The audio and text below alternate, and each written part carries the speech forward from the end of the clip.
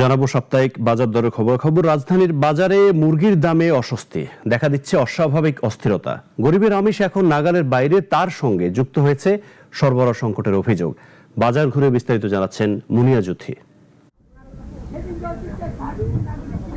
গরমের মধ্যে বাজারে উত্তাপ বেড়েছে আরেক দফা। গরিবের আমিষের চাহিদা পূরণে সবচেয়ে সহজলভ্য ছিল মুরগি, কিন্তু সেই মুরগিও এখন অনেকের নাগালের বাইরে চলে যাচ্ছে। দামের ঊর্ধ্বগতিতে হতাশ নিম্ন আর মধ্যবিত্ত ক্রেতারা। দিন দিন কমে যাচ্ছে তাদের ক্রয় ক্ষমতা।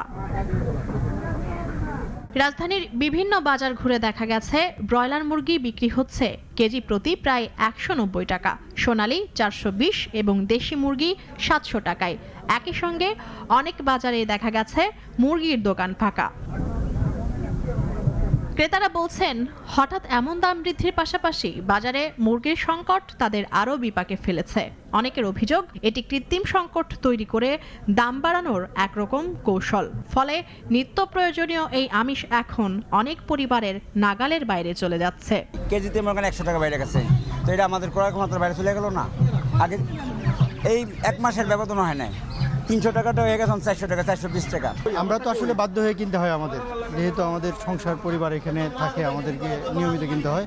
তবে ক্রমান্বয়ে বাজারের ইয়াটা বেড়ে যাচ্ছে। ওই কর্নারে 360 টাকা, একই মাপের মোরগ ঘুরতে ঘুরতে এসে এখানে এসে আমাকে কিনতে হলো 420 টাকা। কেন এগুলো হচ্ছে কেন? আগে ছিল 550, ঈদে রোজার সময় বাড়াই ফেলায় 650, এখন আমার বাড়াচ্ছে 700 রুপি। অন্যদিকে বিক্রেতাদের দাবি, তারাও পাইকারি বাজার থেকে বেশি দামে কিনতে বাধ্য হচ্ছেন। তবে স্বীকার করছেন, কিছু সময় সংকটের কারণ দেখিয়ে কেজিতে 50 থেকে 100 টাকা পর্যন্ত বাড়ানো হয়েছে।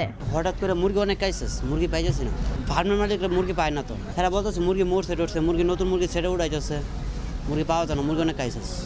মুরগির দাম অনেক বেশি, তো এর জন্য দোকান ফাঁকে মুরগি মাল পাওয়া যেতেছে না, অনেক কাইসেস মালের। ফার্মে মার্গি বলে মাল কাইসেস, মাল নাই ফার্মে, এই জন্য মুরগির দাম বেশি। সোনালির দাম 420 টাকা হয়ে গেছে। ব্যবসা ভালো না, দামে লাগে, মুরগি দামে লাগে, কেটে 100 টাকা বাড়ছে সোনালি। এ অবস্থায় বাজার তদারকি জোরদার, সরবরাহ ব্যবস্থা স্বাভাবিক রাখা এবং কৃত্রিম সংকট রোধে কার্যকর পদক্ষেপ নেওয়ার দাবি জানিয়েছেন ভোক্তা সাধারণ। মুনিয়া জুথি, নাগরিক, ঢাকা।